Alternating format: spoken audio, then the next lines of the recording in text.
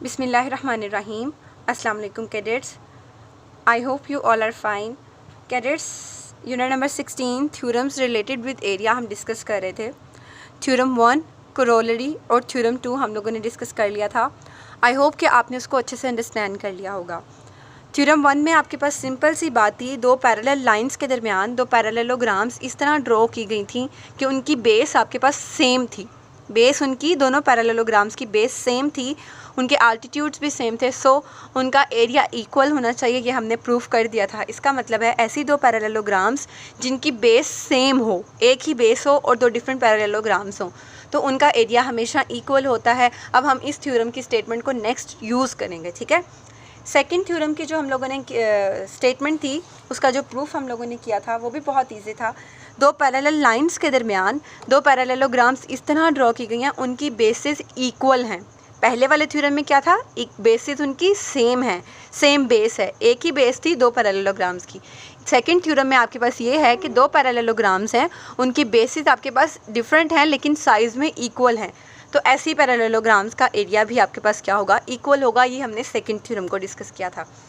आज हम लोगों ने थर्ड थ्योरम डिस्कस करना है कैडेट्स. बहुत इजी है, बहुत इंपॉर्टेंट है, बहुत आसान भी है. आपने इसको अच्छे से समझना है, अच्छे से अंडरस्टैंड करना है. थ्योरम आपके पास है ट्रायंगल्स के रिलेटेड. दो पैरेलल लाइंस होंगी, उनके दरमियान दो ट्रायंगल आपने इस तरह ड्रॉ करनी है कि उनकी बेस एक ही हो, सेम बेस. जब सेम का मतलब लफ्ज़ यूज़ हो तो इसका मतलब है एक ही बेस होगी, सेम बेस, और दो डिफरेंट ट्रायंगल्स होंगी. तो उनका दो पैरेलल लाइंस के दरमियान होंगी, उनका अल्टीट्यूड सेम होगा. हमने प्रूफ ये करना है कि उन दो ट्रायंगल्स का जो एरिया है वो इक्वल होना चाहिए. तो चलें प्रूफ की तरफ चलते हैं. प्रूफ स्टार्ट करने से पहले मैं आप लोगों को पैरेललोग्राम्स की कुछ कंडीशंस बता देती हूँ जो मैंने पहले भी डिस्कस की थी आपके साथ. आई होप कि आपको याद हो या ना हो, लेकिन मैं आपको दोबारा एक बार रिवाइज़ करवा देती हूँ.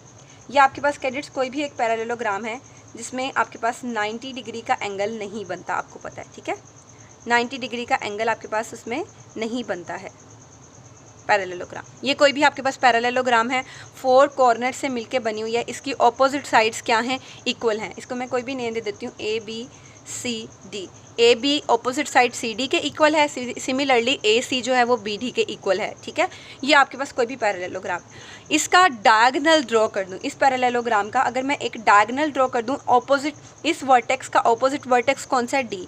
ये तो इसका बिल्कुल सामने वाला वर्टेक्स है, ये भी सामने वाला, लेकिन इसका ऑपोजिट, इसका बिल्कुल ऑपोजिट वर्टेक्स है डी. दो ऑपोजिट वर्टिसेस को जब हम मिलाते हैं तो ये इसका क्या बन जाता है, डायगोनल बन जाता है.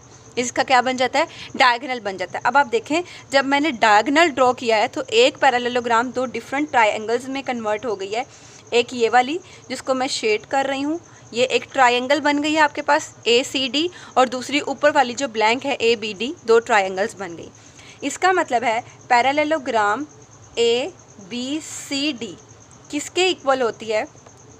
अगर मैं आपके पास देखें तो ये एक तो है इस ट्रायंगल के equal, triangle A C D plus triangle A B D, इन दोनों के इक्वल है. ठीक है. तो एक पैरेललोग्राम को दो इक्वल ट्रायंगल्स में मैंने कन्वर्ट किया. किस तरह कन्वर्ट किया, डायगोनल के थ्रू. याद रहे, अगर डायगोनल ड्रॉ करूँगी तो ही वो दो इक्वल पार्ट्स में कन्वर्ट होगी. इट क्लियरली मीन्स कि अगर मैं एक ट्रायंगल का एरिया देखूँ, area of triangle A C D, तो ये किसके इक्वल है, इस पूरी पैरेललोग्राम के हाफ के इक्वल. देखें, इसने पूरी पैरेललोग्राम को हाफ में कन्वर्ट कर दिया है, दो हिस्सों में, दो बराबर हिस्सों में तकसीम किया है. इसका मतलब है ये पूरी पैरेललोग्राम के हाफ के इक्वल है, parallelogram of A B C D. एक ट्रायंगल जो है ये पूरी पैरेललोग्राम के आधे हाफ के इक्वल है. तो ये मैंने आपको क्लियर करना था. इसको हमने थ्योरम में यूज़ करना है तो वहाँ आप कंफ्यूज हो जाते हैं, इसलिए ऑलरेडी मैंने आपको यहाँ पे बता दिया है कि जो एक ट्रायंगल होती है, जब आप डायगोनल ड्रॉ करते हैं पैरेललोग्राम का, तो उसका जो हाफ है, सो आपको ये बात क्लियरली समझ आ गई है कि एक पैरेललोग्राम तो इक्वल ट्रायंगल्स में कन्वर्ट हो सकती है. इसका मतलब है पूरी पैरेललोग्राम का जो एरिया होगा वो इस हाफ ट्रायंगल और इस हाफ ट्रायंगल को जब आप ऐड करते हैं तो आपके पास पूरी पैरेललोग्राम का एरिया बनता है. अगर मैं एक ट्रायंगल का एरिया देखूं तो इस पूरी ट्रायंगल का एरिया इस पैरेललोग्राम के एरिया के हाफ के इक्वल होगा, half of area of parallelogram A B C D. ठीक है. तो ये आपको समझ आ गई. अब हम अपने प्रूफ की तरफ मूव करते हैं. यूनिट नंबर 16 का हमारे पास थर्ड थ्योरम है. अब आप देखें, इसी के थ्रू मैं फिगर ड्रॉ करूँगी, आपने अच्छे से अंडरस्टैंड करना है. Triangles on same base and triangles triangles का मतलब है दो ट्रायंगल एक से ज़्यादा है, ऑन सेम बेस, उनकी बेस सेम है। वर्ड यूज़ हो रहा है सेम, नॉट इक्वल, इक्वल का लफ्ज़ इस्तेमाल नहीं हुआ, बेस के लिए सेम का लफ्ज़ यूज़ हुआ है। इसका मतलब है अगर ये मैं कोई भी दो पैरेलल लाइंस ले लूँ, ये कोई भी दो पैरेलल लाइंस लिए हैं मैंने, ठीक है, ये एक ट्रायंगल बना दी मैंने इसी बेस पे मुझे एक दूसरी ट्रायंगल बनानी है इस तरह से। ये मैंने दो डिफरेंट ट्रायंगल्स ड्रॉ किए हैं, एक है ए बी सी और दूसरी है बी डी और सी या बी सी डी।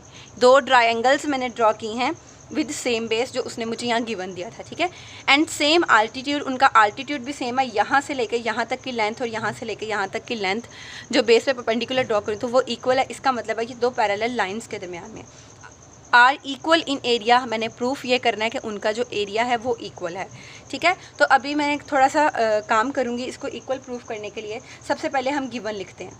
गिवन आपके पास क्या है, triangles A B C and D B C, दो ट्रायंगल्स हैं on same base B C, उनकी जो बेस है वो क्या है, सेम है, on same base B C, उनकी बेस सेम है, एंड हैविंग सेम आल्टीट्यूड, उनका आल्टीट्यूड जो है वो क्या है, सेम है। आल्टीट्यूड सेम होने का मतलब होता है यहाँ से यहाँ तक की लेंथ और यहाँ से यहाँ तक की लेंथ सेम है। इसका मतलब है कि दो पैरेलल लाइन के दरमियान एग्जिस्ट कर रही हैं। ओके, ये हमारे पास गिवन था। प्रूफ हमने करना है, जो हम लोगों ने प्रूफ करना है, टू प्रूव वो हम लोगों ने ये करना है कि area of triangle A B C, पहली वाले ट्रायंगल ए बी सी का एरिया इक्वल होगा area of triangle D B C, क्योंकि दोनों की बेस सेम है ना, तो हमने प्रूफ करना है कि दोनों ट्रायंगल्स का एरिया भी सेम है। अब हम इसको प्रूफ करने के लिए कुछ इस तरह से करेंगे, थोड़ा सा कंस्ट्रक्शन वर्क करेंगे। हम यहाँ से इस लाइन को एक्सटेंड करेंगे, ये लाइन जो है इस लाइन के पैरेलल है, इस लाइन को थोड़ा एक्सटेंड करेंगे, इस बी को इससे मिला देंगे इस तरह, ठीक है। मैंने इस बी को इससे मिला दिया, इसको कोई भी एम का नेम दे दिया, इसको मिला दिया, और ये लाइन मैंने किसके पैरेलल लाइन ड्रॉ किया, तो आप देखें बिल्कुल जैसे मैंने सी ए पैरेलल लाइन है उसी के parallel line B M draw की है। तो इसकी लेंथ ये बिल्कुल सी ए जो है वो पैरेलल है बी एम के, ठीक है, बिल्कुल इसी के पैरेलल। अब सिमिलरली आप देखें मेरे पास है बी डी, इसके पैरेलल, ये इधर वाली साइड में ना, ये वाली इधर वाली डायरेक्शन में जा रही है, तो मैं इधर से अगर एक लाइन ड्रॉ करूँ बिल्कुल इसी की डायरेक्शन में बी डी के पैरेलल, तो ये मैं डबल एरो से शो कर देती हूँ, यहाँ भी डबल एरो कर देती हूँ ताकि आपको क्लियर डिफरेंस पता चल जाए। बी डी पैरेलल है सी, और यहाँ पे इसको कोई भी नेम एन दे देती हूँ। तो ये अब हमारे पास टोटल कंस्ट्रक्शन वर्क हमने क्या किया है, हमने बी एम किसके पैरेलल ड्रॉ किया है, सी ए के पैरेलल ड्रॉ किया है। इसी तरह हमने सी एन ड्रॉ किया, वो किसके पैरेलल है, बी डी के पैरेलल है।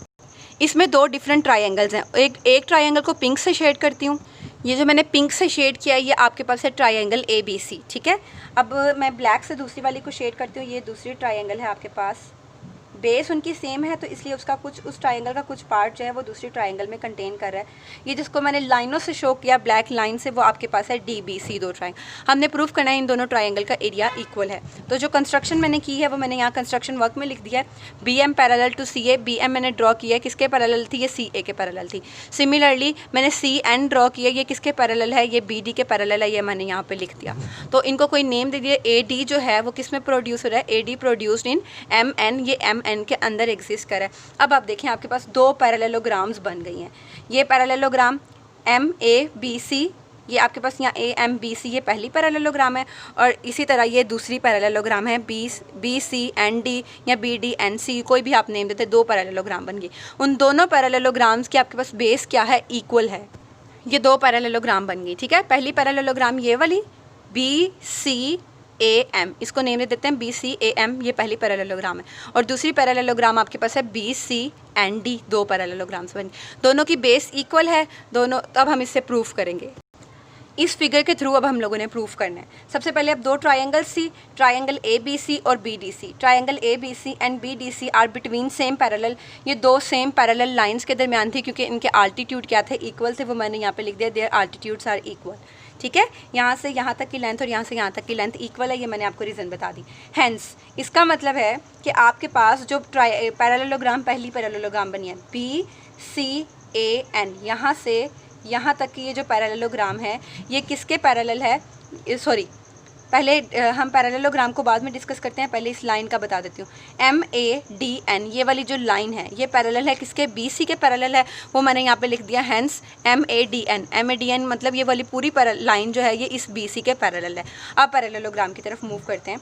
अब आप देखें दोनों पैरेललोग्राम, पहली पैरेललोग्राम आपके पास है BCAM ये वाली, और दूसरी पैरेललोग्राम आपके पास है ये वाली BCND, दो पैरेललोग्राम, जबकि उन दोनों की बेस क्या है, सेम है। तो इसका मतलब है फर्स्ट थ्योरम में हम लोगों ने पढ़ा था ऐसी दो पैरेललोग्राम जिनकी बेस सेम हो और आल्टीट्यूड इक्वल हो तो उनका एरिया भी क्या होता है, इक्वल होता है। तो हमने यहाँ पे लिख दिया एरिया ऑफ पैरेललोग्राम्स BCAM, ये वाली पैरेललोग्राम का एरिया और इस वाली पैरेललोग्राम का एरिया क्या है, इक्वल है। रीज़न में हमने लिख दिया पैरेललोग्राम ऑन सेम बेस, ठीक है। पहला थ्योरम हमने प्रूव किया था बेस सेम हो और उनके आल्टीट्यूड वो दो सेम पैरेलल लाइंस के दरमियान हो तो उनका एरिया इक्वल होता है। ये रीज़न लिख दी, these parallelograms on same base है CBC and between the same parallel, और दो पैरेलल लाइन के दरमियान में है तो इसका मतलब है इनका एरिया क्या है, इक्वल है। अब आप देखें गौर से, ये वाली आपके पास पहली पैरेललोग्राम है, ये ऑपोजिट वर्टेक्स A जो है वो B से मिल रहा है, ठीक है। ऑपोजिट वर्टेक्स A जो है वो B से मिल रहा है। अभी आपको मैंने इस वाली फिगर में एक्सप्लेन किया था, जब वो उसका डायगोनल ड्रॉ करें तो दो इक्वल ट्राइंगल्स में कन्वर्ट कर देता है।